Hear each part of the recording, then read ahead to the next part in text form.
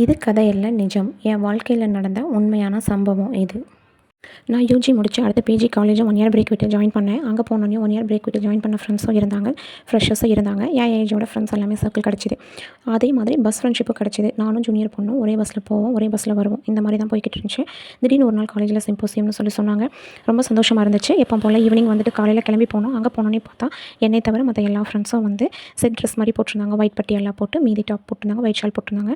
நான் கேட்டேன், என்ன சொல்லி வச்ச மாதிரி ஒரே மாதிரி போட்டிருக்கீங்க அப்படின்னோடனே, ஆமாம் சொல்லி வச்சு தான் போட்டிருக்கோம், உங்ககிட்ட இல்லை இருக்காதில்ல அதனால தான் உங்ககிட்ட சொல்லலை அப்படின்னு சொன்னாங்க.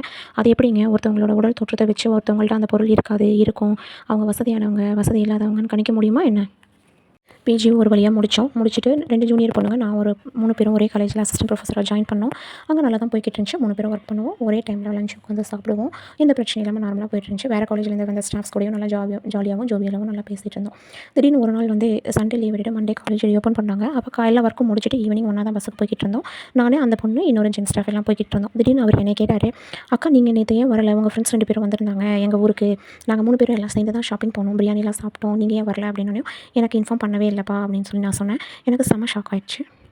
அதுக்கப்புறம் நானே ஒதுங்க ஆரம்பிச்சிட்டேன். இது வந்து நமக்கு பஸ்ஸு ஃப்ரெண்ட்ஷிப்புக்காக நம்ம கூட பேசுகிறாங்க, பஸ்ஸுக்காக பேசுகிறாங்க, ஒன்றா உட்காந்து சாப்பிட்றப்ப பேசுகிறாங்க, ஸ்டடி மெட்டீரியல்ஸ் தேவைப்படுறப்ப பேசுகிறாங்க. ஆனால் அவங்க சந்தோஷமாக இருக்கிறப்ப என்னை அவாய்ட் பண்ணுறாங்க அப்படிங்கிறத வந்து நான் ரியலைஸ் பண்ண ஆரம்பித்தேன். நானே அவாய்ட் பண்ண ஆரம்பிச்சிட்டேன். நானும் ஒதுங்க ஆரம்பிச்சிட்டேன். எனக்கு இந்த ஃப்ரெண்ட்ஷிப் வேணாம் அப்படின்னு சொல்லிட்டு. எனக்கு இந்த மாதிரி தான் அமையும், நான் உண்மையாக இருப்பேன். ஆனால் அவங்க ஃப்ரெண்ட்ஸ் எல்லாமே என்னை யூஸ் பண்ணிவிட்டு என்னை அப்பப்போ வேணான்ற இடத்துல கழட்டி விட்டுட்டு போகிற மாதிரி தான் ஃப்ரெண்ட்ஸ் அமைவாங்க.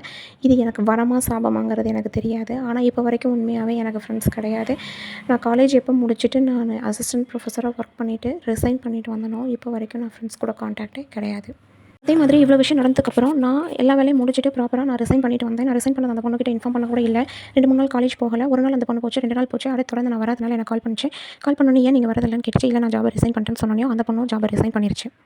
ரீசன் என்னன்னு கேட்டால், நீங்கள் வரல நான் மட்டும் எப்படி தனியாக போகிறது, அதனால தான் நானும் ஜாபை ரிசைன் பண்ணிட்டேன் அப்படின்னு சொல்கிறோம். இது எல்லாம் ஒரு ஃப்ரெண்ட்ஷிப்பா?